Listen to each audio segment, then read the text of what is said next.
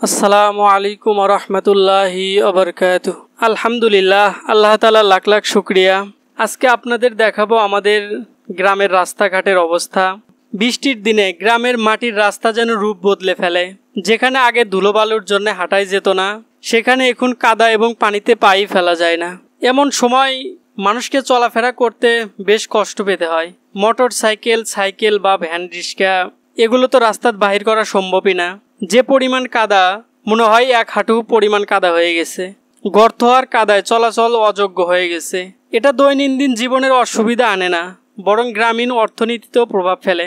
বৃষ্টি হলে রাস্তা একদম কাদা হয়ে যায়, বাজারে যেতে কষ্ট হয়।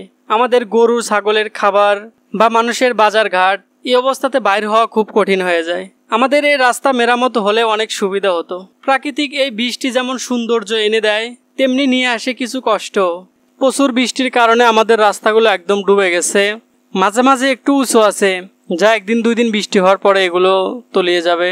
আসলে মানুষের চলাফেরা খুব কষ্ট হয়ে গেছে। আমার গরুর খাবার শেষ হয়ে যাওয়ার কারণে এই রাস্তা দিয়ে গরুর খাবারও নিয়ে আসতে পারছি না।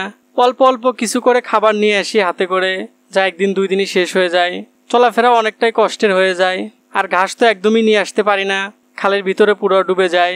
এক ভাই ভালো পরামর্শ দিয়েছেন যে আমরা ঘাস দিয়ে যেন সাইলেজ বানিয়ে রাখি। ভাইকে ধন্যবাদ ভালো পরামর্শটা দেওয়ার জন্যে।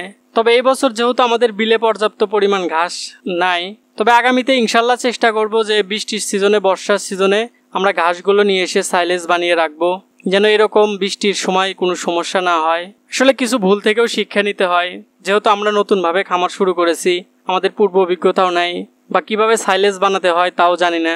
তবে ইনশাল্লাহ চেষ্টা করব আগামীতে।